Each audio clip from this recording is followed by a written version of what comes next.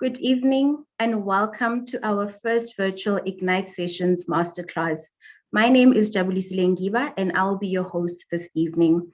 I would like to take this time to acknowledge the Archbishop of the Church of the Holy Ghost, Archbishop P.G. Nzuza, the Reverends, the Deacons, the Deaconesses, and everyone who's joining us this evening in the name of Jesus Christ, amen. Before we kickstart the session, I would like to go through the housekeeping rules and some announcements. Can we all please mute our mics and switch off our videos, particularly if you're joining us via the Zoom app, just so there are no technical glitches during the session. Questions can be sent throughout the session, either on Zoom or on YouTube, which I will read at the end when we have the Q&A session. We will also allow for a few individuals to raise their hand on the Zoom app so as to ask the questions themselves. A survey will be shared on our CHG social media platforms, as well as the various WhatsApp groups and on Anatomy. And we kindly request that you take a few minutes to complete the survey. The survey will ask questions relating to the session, how you found the session, and what we can improve in the future. The Masterclass is a new extension to the annual CHG Ignite Session talks, which was launched in November 2019.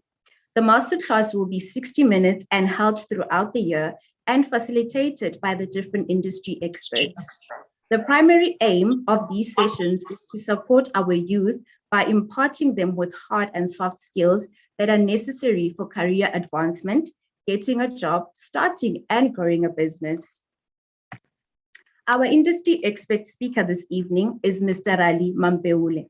Mr. Rali Mampeule has an extensive 20-year track record of building successful real estate projects, and he'll be sharing his vast experience with us.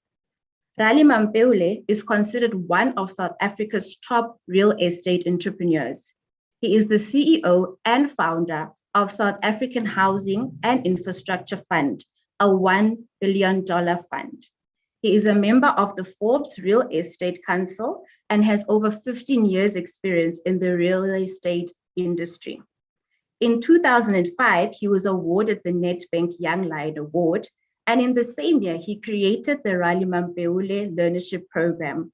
His purpose was to fast-track the entry of previously disadvantaged individuals into the industry, bringing new blood into the old vein of real estate in South Africa. Winner of the 2006-2007 South African Nedbank Property Professional of the Year, Rali was also awarded the 2008 Africa Heritage Society Emerging Entrepreneur of the Year. He also served on the disciplinary committee of the Estate Agents Affairs Board, the South African Real Estate Regulatory Board. He holds a BCom degree and a sectional title specialist certificate. Harvard graduate with an advanced management development program in real estate. Recently awarded the Socio-Economic Impact Award by the South African Institute of Black Property Practitioners. The title of his talk this evening is Slow and Steady Wins the Game. Get your notepads ready. Over to you, Mr. Mampeule. Good evening to the Archbishop of the Church of the Holy Ghost, Archbishop P.G. Nzuza, the reverends, deacons, and the deaconesses, and all protocol is observed. Kujo, I'm very, very pleased to be invited by the Church of the Holy Ghost and looking forward to engage with the youth and other people that are youth at heart that have joined this session this evening. I'm pretty much blessed to be invited again in this church. It's a church that I was born in, and you know, there's some excitement for me to be able to see how the church has really revolved, and we are now even able to do this type of masterclasses and using technology. It is really a good time for me to probably listen to my mom to come and join the church again. So I'm looking forward to joining you guys soon as well, to see and really worship with you guys. This evening I'm quite excited, as I said, to be invited, and the topic of today, we decided that we're gonna call it that steady and slow wins the game.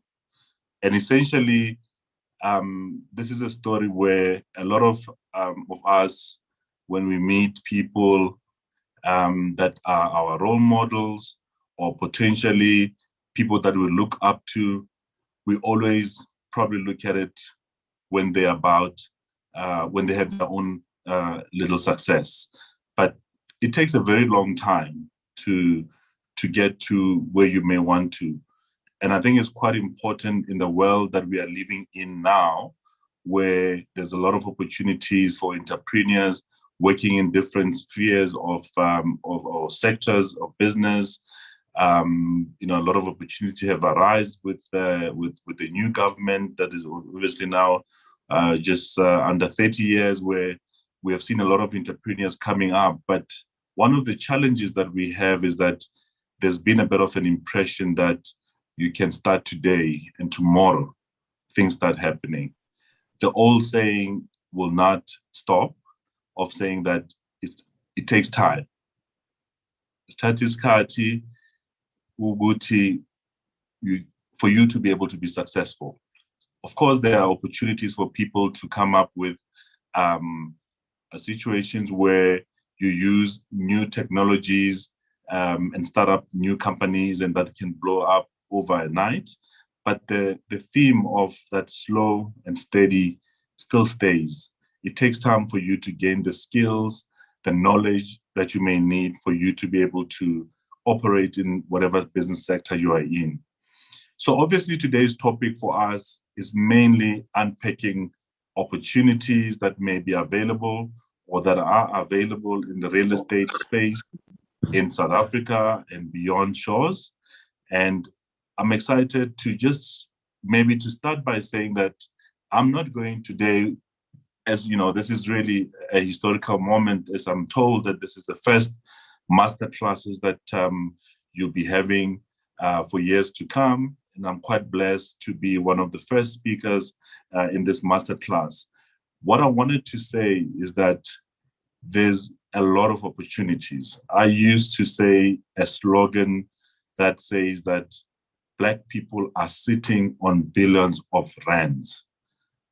I like to say slogans like bringing new blood into the old vein of real estate.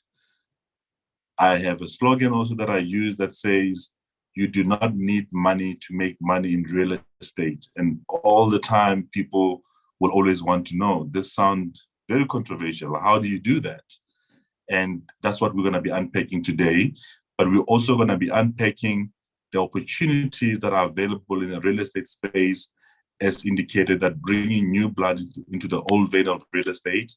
We currently have less than 10% Black participation in South Africa in terms of real estate, individuals, entrepreneurs playing in the space, and the rest of the 90% has been in the sector for decades.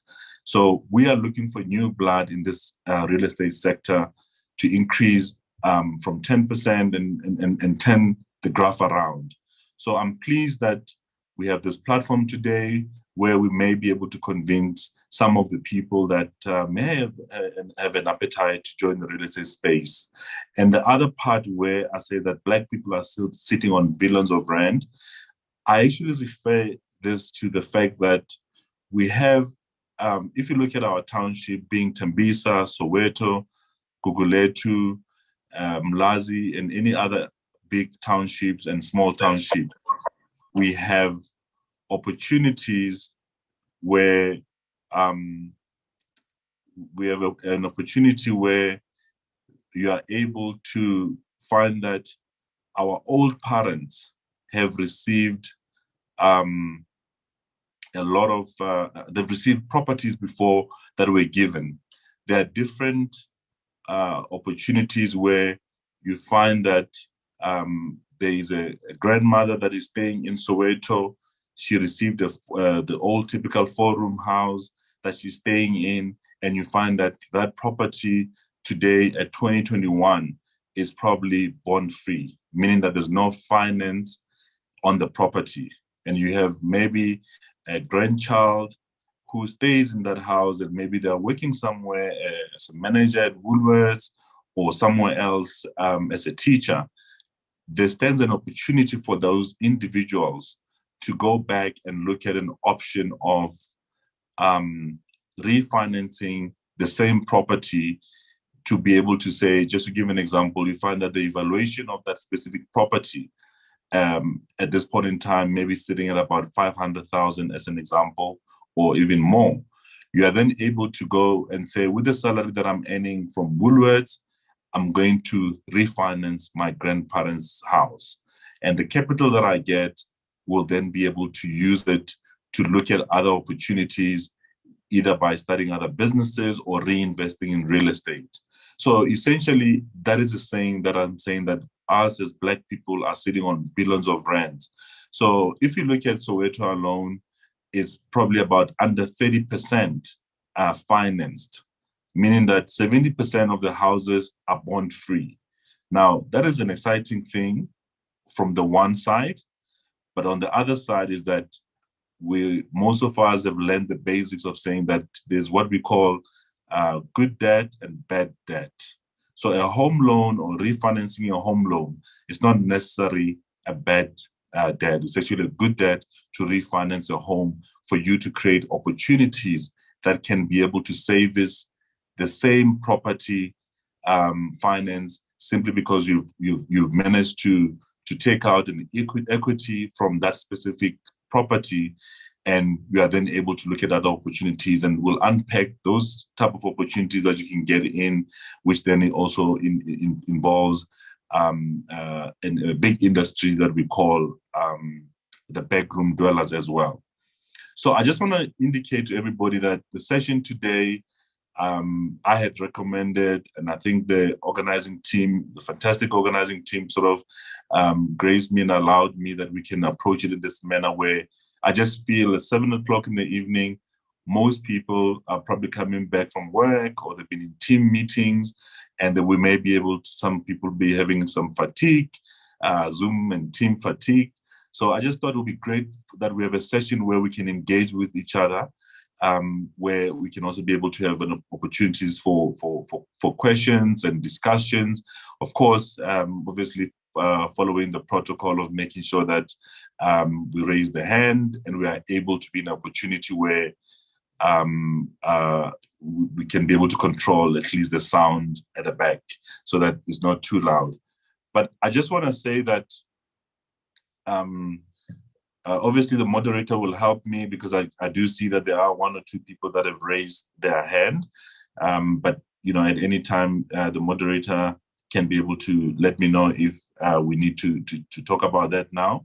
But I think what is important for me is to say that I want to start with a topic that says that you do not need money to make money in real estate. And why am I saying that? And I'm going to say this. So I meant to tell you that I'm not going to sit here today and run through formal presentation, PowerPoint presentation. I want us to engage with each other and chat more than me lecturing you guys about real estate, because I want us to make it fun for us to be able to be in an opportunity where we can be able to engage with each other. So let me start, and maybe I'll start first to give some kind of indication of the different sectors that we are having, or the different opportunities that are available in real estate. And maybe at a later stage, we can start taking questions and answers, and be in an opportunity where we can then be able to engage with each other. So I will start quickly by saying that you do not need money to make money in real estate. And I will start that by saying that I started real estate about just under 20 years ago. And I used to stay with my brother, and I moved to a place called Midrand here in Johannesburg. And I came as a student, and I was sharing a room with a schoolmate who was also studying for a BCom degree. I was also studying for a BCom degree with UNISA part-time. And essentially, I had nothing. I'm not coming from a family that is wealthy, but we managed to be able to push to find ourselves in an opportunity where we are now able to have businesses that do good for profit, which essentially is it's a fund that we run for affordable housing, and I'll chat more about that. So you can just track back, and in consistence with our soundbite that says that slow and steady wins the game.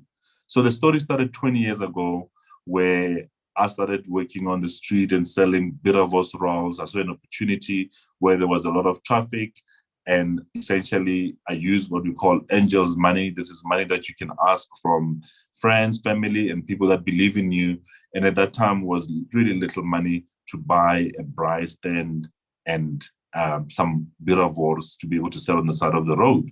And I did that during my school holidays while I was studying for BCom. And at some point, I ended up hiring somebody to run the business. But I saw another opportunity, because I needed that cash flow for me to be able to have some cash, to be able to pour petrol, to go around the country and be able to have opportunities of selling real estate. My parents, Rali Mampeule, she had just retired as a teacher, and she had an old Cressida that she used to use, that our parents saved for. And I then asked them to say, Mom, I know that you're no longer working now, you've retired, you've done very well. Can I be able to loan your vehicle, because I'm going to need the car for me to be able to go door to door and sell real estate. I was fortunate enough to join a company called Ches Everett, and I joined them as somebody who used to do drops. I used to do drops in the Bryanston area, and drops are pamphlets. So during the 20 years ago, obviously we did have internet, but we didn't have things that some of the things that we are having now in social media, on how we can still reach out on people. We used to do the door-to-door dropping off pamphlets. So I started working for a gentleman called Colin Rogers, and I was doing jobs after schools using my parents' old Cressida and getting the petrol money from my Biravos Rolls business. With the first transaction that I did, I managed to pay off the angels money that I started with in terms of my Biravos business. And I was then able, within a space of less than 6 months, I was able to get some commission from selling of properties that I've been doing drops. And I then took that money and the lending capacity, which is quite an important thing for us that we will also try and unpack that it's so important that we must create a lending capacity, because this is one of the biggest tools that you will need in real estate, lending capacity. What I then did, I was then able to finance a brand new car. I bought myself a car and I was able to give my parents back their old Cressida, and I was a proud owner of a new small car that I can be able to do my work that actually belongs to me. So I then had the car, and I then became a full-time estate agent, meaning that I was not reporting to Colin Rogers. I was directly reporting to Ches Everett, the franchise in Bryanston. I then had an opportunity to be to meet a developer who had 60 units here in Midrand that he wanted to sell. And the gentleman's name was Jerry Baker. And Jerry Baker had 60 units. And the units, all in all, to cut the long story short, was about just under 30 million rand that he wanted to sell the individual units, which made each unit to have a specific price. But when I did the evaluation for him, I then indicated to him that it is the price that he's looking for is really about 6 to 7 million rand under price in the market for all the 60 units. He then said to me, look, I want a quick sale and I've done my numbers. I'm happy with the KPIs or the profits that I was going to be able to make, that he was going to be able to make in that development. I then saw an opportunity that says that here's an opportunity where one can be able to make about 6 to 7 million rand. And I don't like to talk numbers, but this story specifically, I want to talk about numbers, because I then went at the age of 21, I said to Jerry Baker, I want to buy the whole development for under 30 million rand. Of course, it was a bit of a joke for him. It was like, you're driving the small car, you're an estate agent, where you're going to get 30 million rand to buy a whole development. And with God's grace, I saw an opportunity where it was during the time where the NCR was not there. So a lot of people were wanting to buy a lot of townhouses for investments. I then called a few individuals that I knew at that time, during the time that I was selling properties. So I knew people like Yvonne Chapitaka, my brother, who was also a group CEO of the South African Post Office. And I mentioned these names because I want to tell you that over the years, it's important to build a network of people around you that you can be able to work with them, either by getting angels money from them or by showing them an opportunity that they can be able to create an opportunity for themselves. And in return, you'll then also get an opportunity. So fast forward, I went to my brother and I said, I want us to buy this development. Let's create a new company that we're going to offer Jerry Baker the 30 million rand or just under 30 million rand to buy the whole development. Because you have a status as a CEO of a state-owned entity, I think Jerry Baker will take you serious. Now, the principle there is that associate yourself with the right people, because you'll then be able to need to work with them sometimes without necessarily abusing them. I then went back to Jerry Baker and say, my brother is going to be involved with me in this business. But I had told my brother he doesn't have to worry about money. He just have to be a co-director in that specific business, so that I can be able to use his muscles of who he was at that point in time, so that Jerry Baker can take me serious. Fast forward, we bought the whole development. He agreed, said, great, you've got the CEO of the post office with you. Therefore, there's both of you. Then I think, Rali, you could possibly buy this development. And with God's grace, we bought the development. Within 6 months, I had then have few seminars where I was helping other people to show them on how to invest in townhouses here in Midrand, in Vona Valley. And a lot of people were then excited because of the NCR was not that strict that like the way it is now. So one individual could be able to buy 4 or 5 apartments, applying to all the 5 banks using the same income. And it was not illegal, it was allowed because the people will have an opportunity to be able to get rental stock for them to be able to sell, to service the bonds.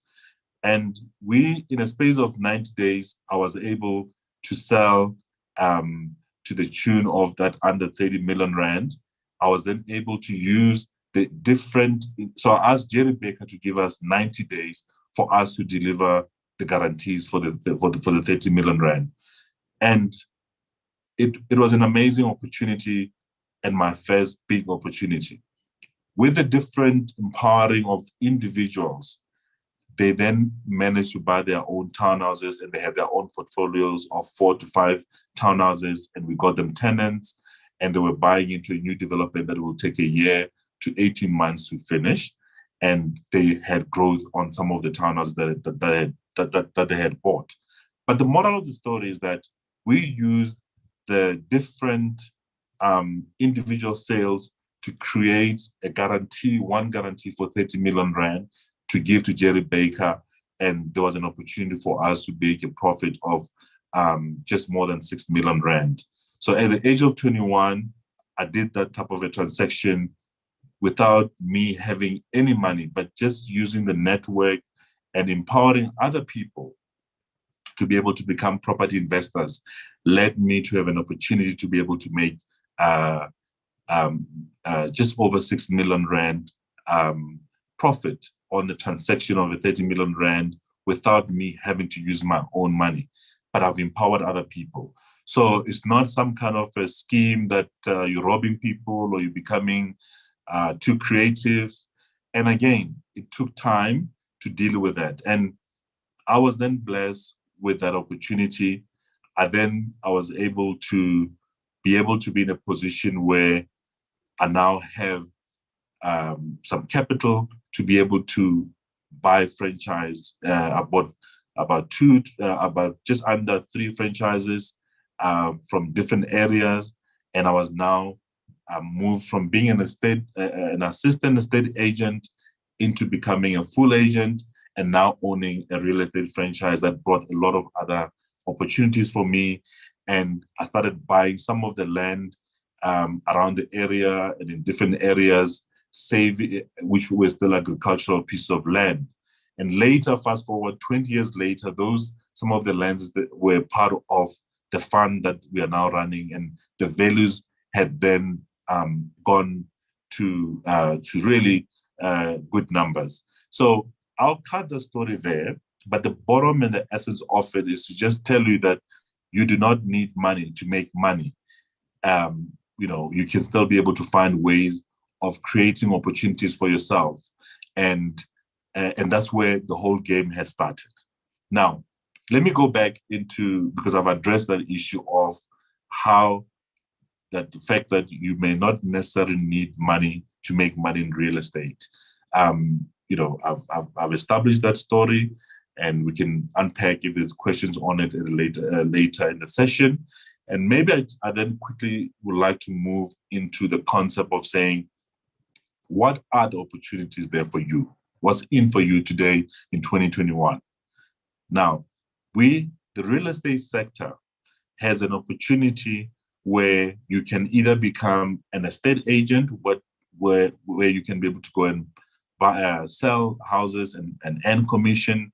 So this is where you find the likes of Chairs Everett, Pam Golding, and Sieve and other companies.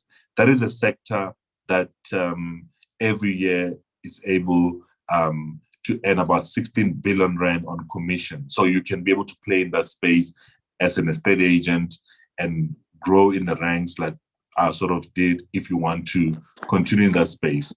There are other opportunities as well in the same sector where we have what we call the commercial real estate.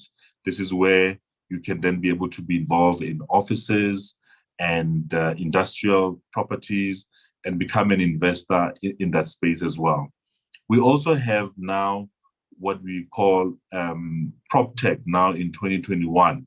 So these are proptech companies that have been established, which I think they are going to disrupt how selling and buying of properties will happen in the country and around the world.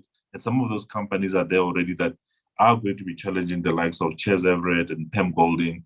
And this is where, as young entrepreneurs or people who are not been exposed in the real estate space are now can get an opportunity to get involved in the sector, because you can find a way to speed up your participation in that space using proptech. And what is proptech? These are obviously companies that will find ways of connecting people and finding ways. So in the US, when I was in Boston and doing my studies at Harvard, one of the things that I found out there was that there was an opportunity for people where they will have an app. So you create an app where basically you're connecting the buyer and the seller. And this was pre-COVID.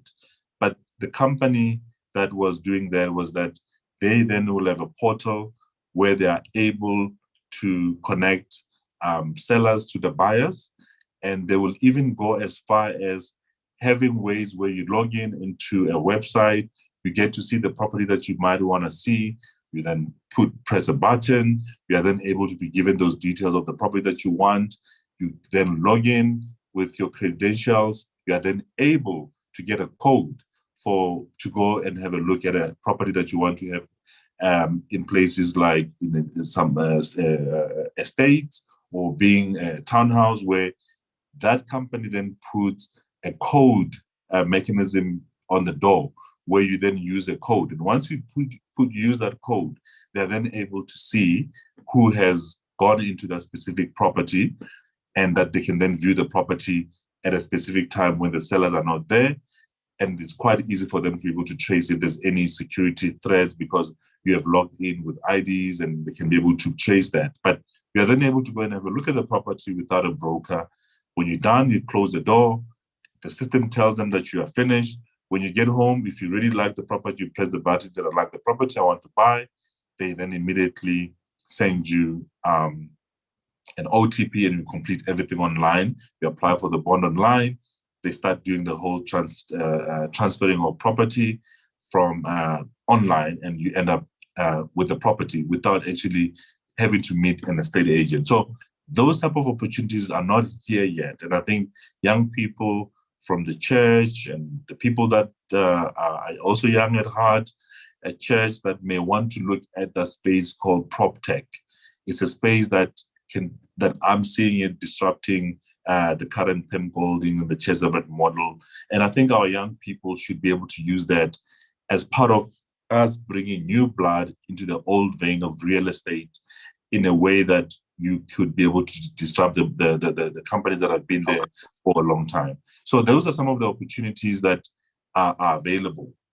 The one other opportunity that I want to highlight, so that's the first one, is the proptech industry, and we can unpack that. There's different ways and different apps that are out there. When you've got time, you can just Google proptech space in China and other places. You can see what people are doing in that space. The other opportunities that is actually more relevant and is actually more realistic for some of people that maybe don't have much capital and they want to start small. This industry is an industry that we call the backroom dwellers. So Sinama room, Makaya, in Tembisa, Soweto, and other areas where you find that the gogo owns a house and she end up having few rooms at the back. And that industry is a 10 billion rand industry with no formal player. So I mentioned earlier on that the sector of the Ches Everett and the Pem Golding, they earn about 17 billion rand amongst themselves commission every year. here's a new sector where a lot of people ask me, where do I start, Rali? Because people are always scared when they talk about property. They always think you need millions and millions of rands to get into real estate. I'll pass. That's something that I won't be able to do. I'm just going to work and maybe I can buy myself my own home. But there's definitely opportunities for people to get into this space. Now, that space of 10 billion rand with no formal player, meaning that the grannies, the people that have got the back room are earning that 10 billion rand in terms of rental collection every year with no formal player.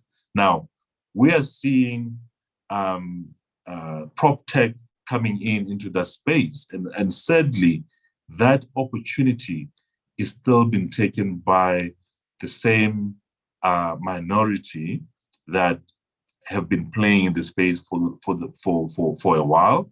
They're now moving into that space and they're using technology. So when you've got time, you can Google a company called Indlu, as in like a house. So Indlu, it's a proptech company that has been supported by the likes of Nedbank and other institutions. And basically, these are the Malans brothers that started this business, and they're now going to the township where you and I know the playground there, and we can be able to probably operate better than people that are coming from outside that space. Now, what they're doing now, they're connecting a lady who works at Woolworths with a gogo. So the backroom industry, being in Alexander, being in Rabarich, in Tembisa, being in Soweto, it's such an interesting space where people will actually pay an agent to be able to find them a room to rent, simply because people are coming from Emakaya. Urbanization is really catching up with us in the world. I mean, just to get out of shift a little bit, in Africa alone, there's about 50,000 people that move from rural areas into urban areas on a daily basis. And when they get here, they obviously don't have a shelter, a place to stay. They then use the rooms. So this, I won't go into details into it. I'd like you to do a bit of research on it and write it down into, and you will be able to see what they do. And specifically what they do in that space, that they connect the Woolworths lady with the gogo. They then end up knowing that Gogo's got 6-7 rooms at the back, and she's getting about 10 to 15,000 rand every month. They then see that she's got a lending capacity because they collecting the money from the lady who works for Woolworths, and they paid over to Gogo. They then say, Gogo, we want to help you to formalize your backroom dwellers. You will see as you go into different areas that some of these units are now becoming quite formalized. Some of them are actually built nicely at the back of the forum. And in the US, they call them an infill property development. Now, these guys, they do some good jobs because they also go and extend and formalize the sector by making sure that they extend the bulk so that they can solve the issue of the bulk, because as you add more rooms, you need more bulk in that specific area. And then they'll build crashes as giving back in the same street, and they'll do a funding structure with the gogo of saying, Gogo, we can now give you 500,000, and we show you a model on how you can build a 5-star bedroom at the back of your house.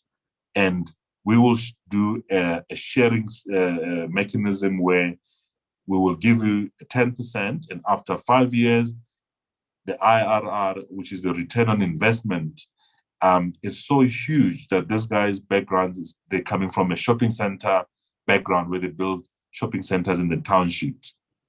They then had an opportunity to then see this market, and essentially they are now building and giving funding to our people in the township and controlling the transaction via an app. And I think there's an opportunity there for us. Most of us, we have rooms or houses that are in the townships, and it's one of the closest places where you can start in real estate, because you don't have to start big by making the big numbers. You can start by just now speaking, either you're owning a 4-room at the back of in Soweto, or you know a family member, you can start looking at that opportunities. And it's happening everywhere in the continent. I mean, in Nigeria, it's even worse. You know, the backroom dwellers business is quite a big one. Now, most people will ask a question, say, but isn't that a bit of illegal because it doesn't look good and all of those things? Government is got a challenge now. They are unable. There's about 2 million shortfall on housing in the country. So the demand is quite high. So they're now supporting people that are doing this infill backroom rooms, as long as if they are able to put some investment in increasing the bulk so that there's enough water and sewer as you're increasing and bringing more people. That's one of the areas where I think as church members, there's opportunity for us because that's more realistic. That's not something big that I may have done a couple of years ago when I started in real estate. We all have our own ways on how we can get somewhere. But you can start today by finding out if you still have a home loan in that specific property that may be in Mlazi or anywhere in South Africa, and find out if you as a young person or an adult who's working that has an income that cannot have an opportunity to refinance that bedroom, that 4-room, and be able to build more rooms at the back. It's one of the most immediate and doable opportunities that I always share with people. So please have a look and see what is your appetite on the backroom dwellers opportunities. And just the last 2 points is that there's also a big opportunities now in warehousing and industrial space, where basically, as you know, with the pandemic and the technology, you know, I've got 2 sons, 10 and 12. They always send me a WhatsApp and say, Daddy, we want to buy this toy. And I look at it, it's something that is somewhere overseas.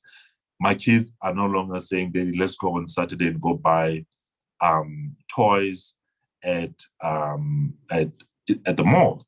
You know, they now want to buy online. So there's opportunity to build warehouses where you are able to be in an opportunity where you could be able to build warehouses and start working with big companies, because storage is becoming a big thing where you need to store a lot of goods and you are then able to order. You know, I see my wife all the time. There's always some kind of a delivery that is coming at home. She's buying stuff online. Now, all of those things needs to be stored somewhere in a warehouse. So that's a big industry that has got a big potential for investors. Of course, you may need a lot of capital to work around that, but there's always ways on how you can play around with that.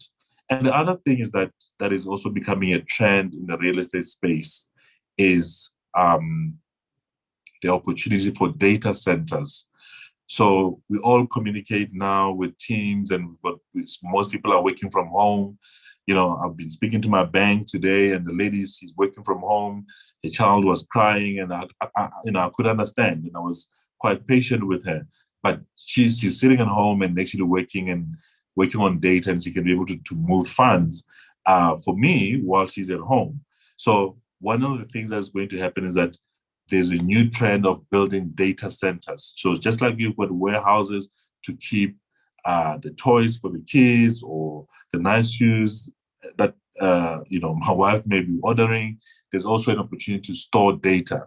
So a lot of companies are now having to store a lot of data, especially with the cyber security challenges that are here. There's an opportunity to build data centers where basically it's like a metro file type of business, but you're just using those buildings to store data. And that's another opportunity that is available for maybe an upper stream investor that may be wanting to do that.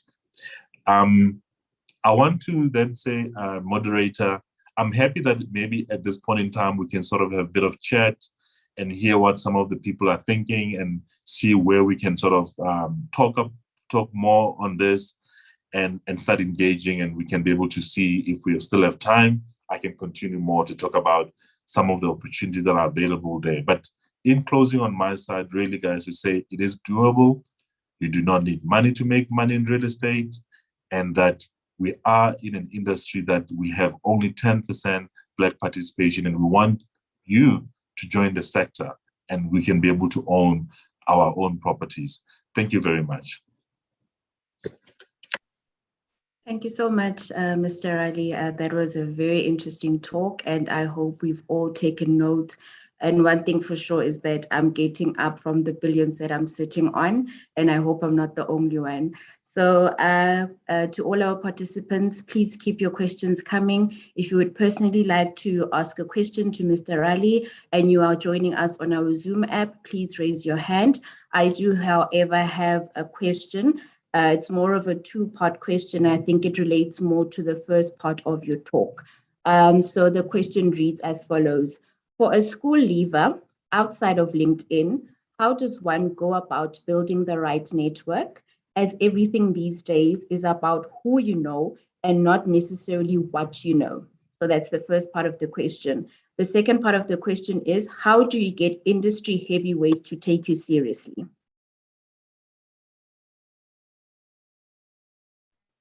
No, thank you for the questions. I think those are great questions. There's a lot of opportunities right now where, even if you're talking about LinkedIn, there are courses that you can be able to get within the LinkedIn app itself, where it can teach you on how you can profile yourself on LinkedIn so that you can be able to be recognized. So I'll encourage that person to be able to try and look at the courses online that are free, that can be able to show you on how you can make your CV to be more attractive for specific job opportunities.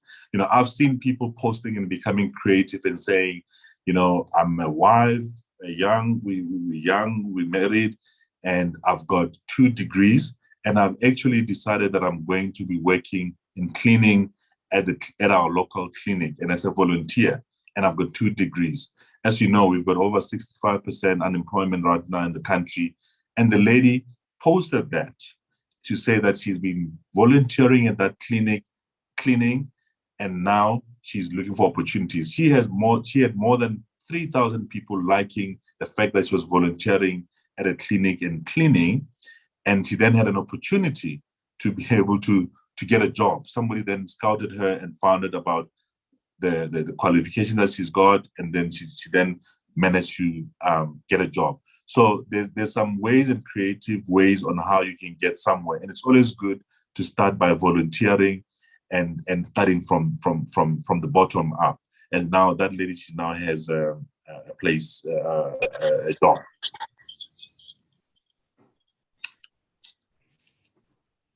Thank you so much, Mr. Rali. I see. And sorry.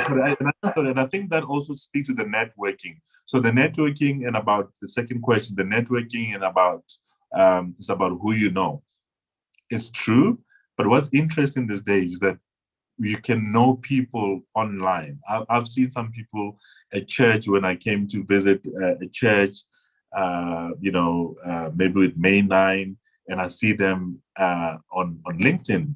Either I'm following them or they're following me. And those people are now already my network. They are able to inbox me at any time and ask me a question. So you don't necessarily need to have connections. You need to have follow the right people, and you can be able to have access. So technology has made it fair and level the playing ground that you are then able to network with the right people using a social media. Thanks. Thank you, Mr. Rali. I've got another question coming in, but I think I'll give Snetemba Ngiba a chance. I see she's raised her hand. Please keep the questions coming. Don't be shy. Raise your hand. Have the spotlight on you to personally ask Mr. Rali the questions. Over to you, Snetemba. Good evening, Mr. Mampeule. Thank you so much for the informative session that you're sharing with us. Earlier on, you talked about credit capacity. And when you were unpacking the Indlu initiative, you spoke about some networking of maybe that gogo because she's got some income. And then is the credit capacity also necessary for that network or that initiative to assist you financially in terms of you building or formalizing the backroom initiative? Thank you. Oh, thank you, Netemba. It's a good question. The most important thing that we need to understand in real estate is that you must be able to have a lending capacity. You must be able to build that. So even if you're running a small business, just make sure that whatever you sell, you can be able to put into your bank, and you are able to build up a credit record as well. People are always scared about debts. I know people that are earning good money and they were not able to get finance simply because the credit bureaus don't have history on them. So even if you go and you take a credit card that for 500 rand, it doesn't have to be big money, and just pay that credit card so that you are able to build the credit scoring. And if you're an entrepreneur, deposit the money, let the bank be able to see what you are doing. If then you're already doing the home, the bedroom dwellers, the bedroom business, the tenants, let them deposit the money into your bank account, because as they deposit the money into your bank account, the banks can then be able to see that there's more opportunities for you, and you're then able to refinance and say, well, I've now been paying for this house, I'm buying the one next door, so I want to refinance the one next door, and I have enough money coming from the collection of the rentals. So that's one of the ways that you can be able to build a credit record is quite key. Thank you for that. I've got three actually questions. I think the two questions I'll put in together because they relate to the foundation as well as the learnership. So the first one is, does the foundation offer practical experience? So does it have a learning program? And then I think one that also relates to it is, how does one go about applying for the learnership and what are the requirements? Yes. No. So the Mampeule Foundation runs a program where every year we take about 20 students to go and study real estate, and we basically pay for their school fees. And we've been doing that now for the last 6 years. So you can just apply. So I know that the foundation is going to be issuing a call for students to be able to participate in applying for next year already, for them to be able to get bursaries. But the one element is that we also have what we call the Rali Mampeule mentorship, that we moved it from the learnership to Rali Mampeule mentorship. And basically what we are doing there is that we are able to have this type of sessions once a month, and we are able to engage with some individuals one-on-one in guiding them on how they can get into the space. So we are more on mentorship and giving of bursaries for people to go study real estate. And so, yeah, we hope to build that and make sure that we expose as many people as possible into real estate. And sometimes it's really about just mentorship. Role model is so important. The people that you spend time with. I was fortunate. My brother studied overseas. When he got back from South Africa, I stayed with him. And I learned small things like just how to, look after your property, do the landscaping, clean your pool. I know not all of us are fortunate to have all those stuff, but the principle was that I was staying in the township and I got exposed in staying in the suburb after my brother got back from the US from studying, and also he used the bursary. So I think role models is what we are lacking in South Africa. We need to look at that and really bringing young people into this sector. So the requirements really is to log into our website, which is the www.mampeule Foundation. I think by the end of next week, there will be a calling in terms of people that can apply, one for bursaries to go to school, and secondly, to join the mentorship club, where we can then be able to help you with other opportunities. Thank you so much for the answer, Mr. Rali. I see I've got a hand from Ria, and I also have one more question. I will give Ria an opportunity, and then straight after that, we move on to the question I have. Ria, over to you. Thank you so much. So I've got two questions. The first one is on financing. Post-COVID, we saw that the traditional banks or ways of financing they sort of pulled back because of the risk appetite and what was happening and, the fear of the unknown. So my question on financing is, what other alternative financing models do you see in the property space? It can be crowdfunding, peer-to-peer, which one can look into if the banks are not willing to give because of the situation that we're in. And the second question is on disruptions. We have seen a lot of disruptions in industries that were known to be quite good. We saw companies closing down because they were selling things that's no longer relevant in these days. So in the property market, is there any disruptions that you see coming that someone that wants to invest into that world should look out for? And I mean, already I'm thinking of Airbnb, because Airbnb is known to be one of the richest, but they don't have a property of their own. So that on itself is already a disruption in the property market for people that have hotels and have built B&Bs for themselves. So is there any disruptions that you see that one must look out for if they want to invest in this, in the property market? And I'm also thinking of companies where people are working from home, people that owned properties that were office spaces are left now with buildings that are empty. So it seems like there is a disruption coming in, but what can I look out for if I want to invest in the property world? Thanks. Yes, thank you, Ria. I mean, I don't know what sector you're in currently, but the questions that you're asking are amazing questions. You should come in and if you like, and we should also have you to join us next time to talk to young people about these things. I know it's a question you're asking, but the questions are actually very, very relevant, and I'd like to start by the first one by saying that the banks are not giving money. I had a meeting actually yesterday with the founder and the CEO of a company called Better Bonds, Rudy Buota, and Rudy was telling me that currently there's about, there'll be about 100 people that are asking for funding, and the banks is only able to help about 50. So that's how bad it is. And, people are not, we are all stretched out now. This is our hard times. People are not able to pay back. Now, some of the opportunity that will come out of that space is that, we're looking at opportunities of saying that we need to come up with concepts that are already happening in other countries. One of them, and this also could answer your second question of disruptors.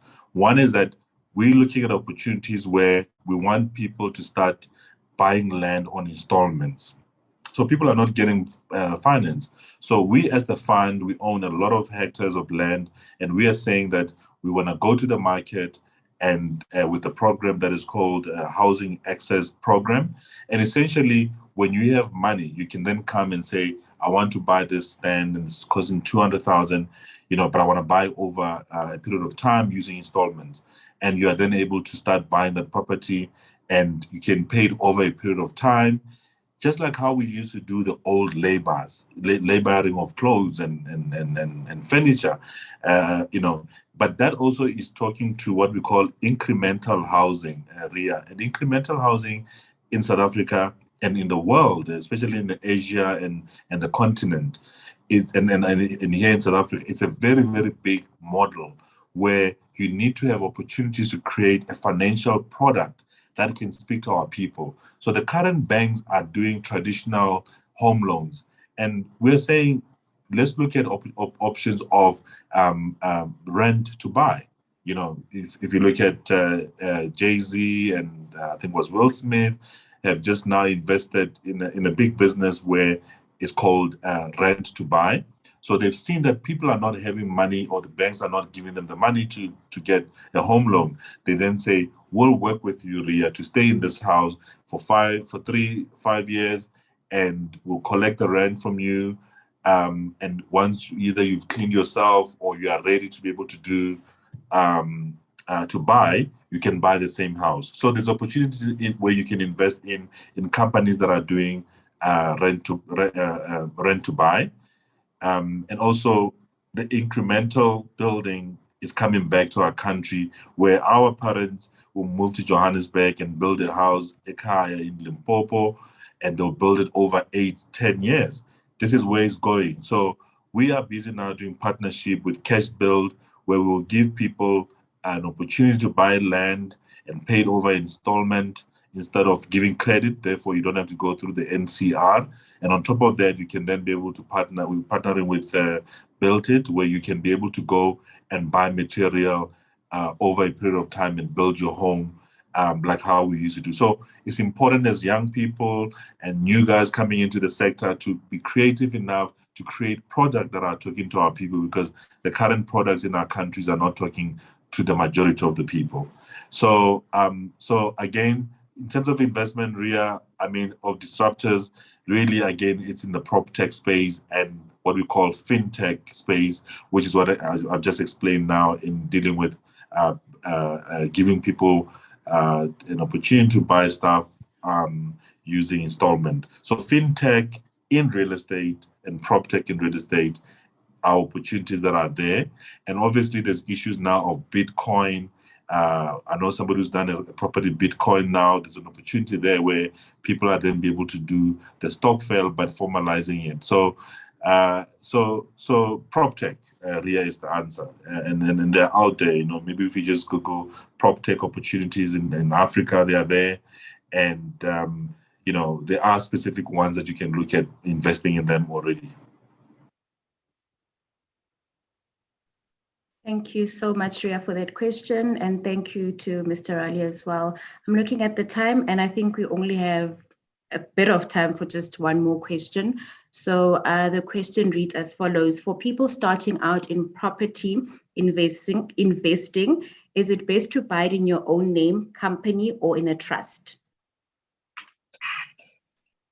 What a good question as well. I encourage people these days to buy a house, not even in a trust anymore, because there are other tax implications with a trust that we used to buy properties in the trust. Right now, the opportunities that are available is actually to buy a new car. So register a new car these days can take you even a day or 3 days. You can register a new company and actually buy a property using that. The bank will still look, if you want to get a loan on it, the bank will still look at your balance sheet, but you are financing for the company. So and the reason why I'm saying a company is that obviously there's opportunity that you can deduct and you're paying 28% versus in your personal capacity, where depending on your tax bracket, you can pay up to 40% from 28 to 40, depending on your income. And also the other advantage is that when you sell the property, you can actually do a sale of shares if you are only holding the property in that company. So the sale of shares can happen quicker than going through the 3 months registration process. Thank you so much, Mr. Rali, for your time. I see there are more questions coming in, but I think if it's best, we can refer them to your website, which we will share on the Church of the Holy Ghost social media platforms, so that people can go there and refer for the mentoring and learnership programs that the foundation offers. Thank you so much for joining us this evening. To you, Mr. Rali, our speaker, and to everyone that joined. I would like to close off by handing over to Reverend T.H. Kubai to give us the vote of thanks. Thank you so much once again, Mr. Mampeule.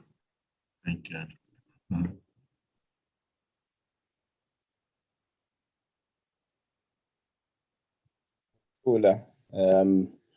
I'd like to take this opportunity and greet His Grace, the reverends, deacons and deaconesses, and a special greeting to you, our valued guest, Mr. Rali Mampeule.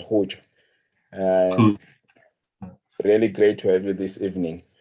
And I want to say on behalf of His Grace, the Archbishop and the entire church and the entire leadership, just to extend our gratitude to you, Mr. Mampeule, for gracing us this evening. I understand that you are quite busy, but just taking the time to be with us this evening and to share such valuable information. I'm sure that our young people and everyone was actually connected.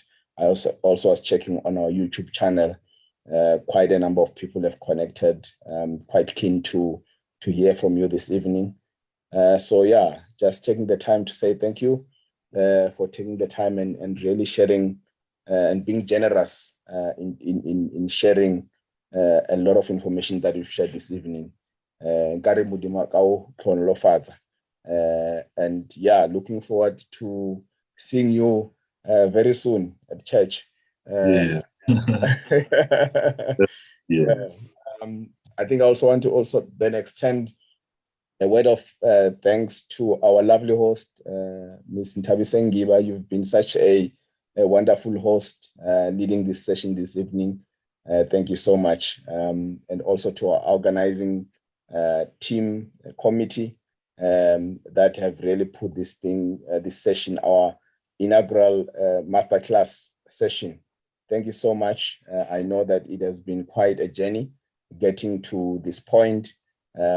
But thank you so much for organizing, and we look forward to more informative and valuable sessions that you will be organizing for us, and to really help our young people and everyone else to really learn about the opportunities that are out there in the different industries. And then lastly, I also just want to extend a word of gratitude to our members for connecting to this session this evening.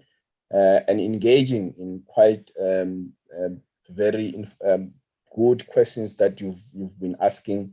I think I've also learned a lot from your questions as well. And I hope that you found the session to be most informative and helpful.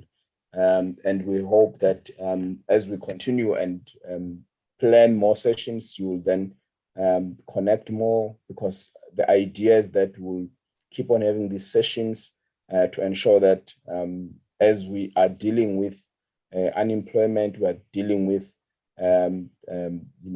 lack of opportunities, but then we create this platform within the church where you can be exposed to a lot of opportunities. And so thank you to everyone who was connected. And once again, thank you, Mr. Mampeule, and blessed evening to everyone. Over to you, Ms. Ngiba. Thank you. Thank you, Rev Kubai. I think you've summed it up so well for us. I don't have much to say or add to that. Maybe just a friendly reminder to everyone who has joined today. We have distributed the survey link into the various WhatsApp groups, and I'm sure between today and tomorrow, it will also be posted up on our social media platforms. Kindly, please just take 10 minutes of your time to complete the survey, as it will give us feedback on the session itself and how we can improve it in the future. As Ref has mentioned, we will have more of these sessions. Thank you so much to everyone again. Have a great evening. Thank you.